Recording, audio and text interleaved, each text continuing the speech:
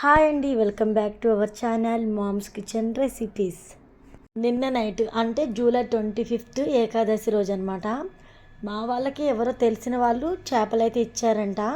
అప్పటికప్పుడు చెరువులో పట్టిన చేపలు అని చెప్పేసి మా వాళ్ళకి ఎవరో చేపలు అయితే ఇచ్చారు. అది కూడా టైం వచ్చేసి 9 అలా అయ్యింది. వండుకోమని మాకైతే ఇచ్చారు. అప్పటికే టైం 9 అయిపోయింది. అది క్లీనింగ్ కూడా చేయడం మాకు అస్సలు తెలియదు. చేద్దామంటే నైట్ టైం ఎవరుండరు. సో మేమే క్లీన్ చేద్దామని చెప్పి మాకు వచ్చినట్టుగా ట్రై చేసాం. మా ఇంట్లో ఉన్న చాకుతోనే మేమైతే క్లీన్ చేసేసామండి. ఇలా క్లీన్ చేస్తూ ఉండగా మా ఆయనకి చిన్న గాయం అయితే అయ్యింది. చాలా బాధ వచ్చేసింది అనమాట మా అందరికీ కూడా.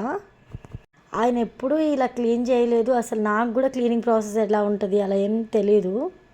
చేపలు కొన్నప్పుడు వాళ్ళు పొట్టు తీసేసి వాళ్ళు క్లీన్ చేసి కట్ చేసి ఇస్తారు కదా, అది చూసి మా ఆయన అయితే ఏదో తనకు వచ్చినట్టుగా ప్రయత్నం అయితే చేశాడు. కానీ చాలా బాగా చేశాడు ఫస్ట్ టైం చేయడం. మన ఇంట్లో కొంచెం పెద్ద చాకు ఉంటే చాలండి. ఇలా చక్కగా చేప పైన పొట్టు అంతా క్లీన్ చేసేసుకోవాలి. నెక్స్ట్ ఇలా రెక్కలైతే కట్ చేసేసుకొని ఈ విధంగా శుభ్రంగా నీట్గా అయితే పైన పొట్టు ఏమీ లేకుండా క్లీన్ చేసుకున్న తర్వాత లాస్ట్లో తోక భాగం కూడా కట్ చేసుకొని తల కూడా కట్ చేసుకోండి.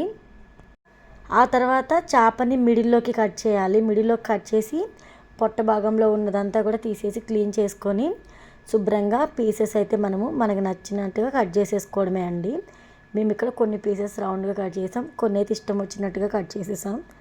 ఎందుకంటే అసలు ఎలా కట్ చేయాలి ఏంటి అనేది మాకేం తెలియదు. మా ఆయనకు వచ్చినట్టు చేశాడు, కానీ చాలా బాగా చేశాడు కదా. ఎలా చేశాడు అనేది కూడా మీరు కామెంట్ సెక్షన్లో కామెంట్ చేయండి.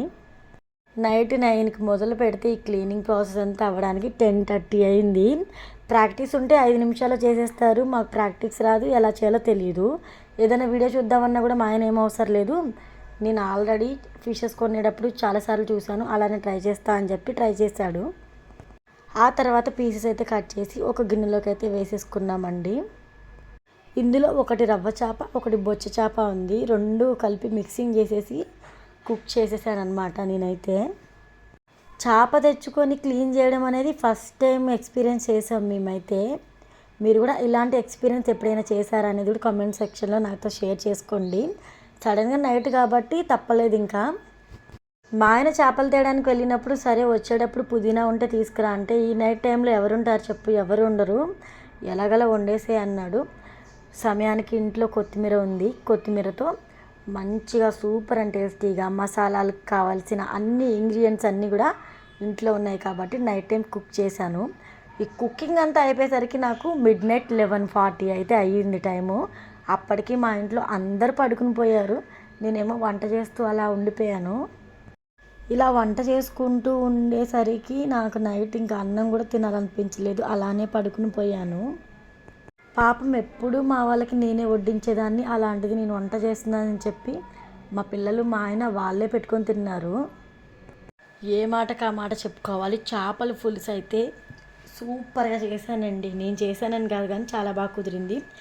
ఆయన ఫిషెస్ అయితే కట్ చేసి ఇచ్చాడు. నేనైతే గల్లుప్పేసి 3-4 సార్లు శుభ్రంగా వాటర్లో కడిగి తీసానండి. చాలా బాగా క్లీన్ చేశాను, ఎందుకంటే మీకు ఫిషెస్ చూస్తే అర్థమైపోతుంది నేను ఎంత బాగా క్లీన్ చేశాను అనేది. అడుగు మందంగా వెడల్పుగా ఉన్న బాండీ అయితే పెట్టుకోవాలి. స్టవ్ ఆన్ చేసుకొని పెట్టుకున్న తర్వాత ఇక్కడ గిన్నె మనకి బాగా హీట్ అవ్వాలండి. హీట్ అయిన తర్వాత ఆయిల్ ఒక 4 టేబుల్ స్పూన్ వేయండి. చేపల పులుసుకి ఎప్పుడైనా ఆయిల్ కొంచెం ఎక్కువ వేస్తేనే ఫ్లేవర్ బాగుంటుంది. ఆయిల్ వేడిన తర్వాత ఒక 1 టేబుల్ స్పూన్ వరకు జీలకర్ర, 1/2 టీ స్పూన్ వరకు మెంతులు వేయండి. మెంతులు వేస్తే అస్సలైన చేపల పులుసు అంటారు. మెంతులు వేయకపోతే అస్సలు బాగుండదు, మర్చిపోకండి. ఒక ఉల్లిపాయ తీసుకొని అది చక్కగా కాల్చి నెక్స్ట్ అయితే నేను ఇక్కడ పేస్ట్ లాగా అయితే దంచుకున్నాను. అది కూడా కచ్చపచ్చగా దంచి ఆయిల్లో వేసుకొని ఫ్రై చేశానండి. అలానే కరివేపాకు కొంచెం ఎక్కువే వేసాను. ఒక సుమారుగా 2-3 రెమ్మల వరకు వేసాను కరివేపాకు. ఫ్లేవర్ బాగుంటుంది. చేప ముక్కలన్నీ ఒక్కొక్కటిగా వేసుకొని కలపకూడదు. నేను చూపిస్తున్నట్టుగా ఈ విధంగా అయితే ఇలా ఎగరేస్తే పైన చేప కిందకి, కిందున్న చేప పైకి వెళ్ళి చక్కగా ఫ్రై అవుతుంది.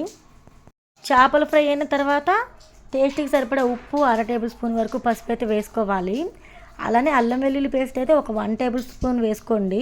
కారం అయితే ఒక 3 టేబుల్ స్పూన్లు వేసుకోండి. మీ టేస్ట్కి తగ్గట్టుగా, కావాలంటే కొంచెం ఎక్కువ తక్కువ చూసి వేసుకోండి. జీలకర్ర మెంతులు వేయించుకొని జీలకర్ర మెంతుల పొడి అయితే ప్రిపేర్ చేసుకోవాలి. జీలకర్ర మెంతుల పొడి నేను ఇక్కడ 2 టేబుల్ స్పూన్లు అయితే వేసానండి. అలానే మసాలా పొడి ఒక 1 టేబుల్ స్పూన్ వేయండి. ఇప్పుడు మనం మసాలాలన్నీ వేసిన తర్వాత కూడా కలపకూడదు, ఇలా లైట్గా ఎగరేయాలంతే. అప్పుడు చెప్పాను కదా, పైన చేపలు కిందకి, కిందున్న చేపలు పైకి, ఇలా రివర్స్లో కూడా అయ్యి చక్కగా మసాలా అంతా పడుతుంది. మూత పెట్టి మంట లో ఫ్లేమ్లో అడ్జస్ట్ చేసుకొని ఒక 2-3 నిమిషాల వరకు మసాలాలన్నీ కూడా చేప ముక్కలకి పట్టేంత వరకు ఫ్రై అవనివ్వాలి. అప్పుడు మనకి చేపలు నీచు వాసన అనేది అస్సలు ఉండదు.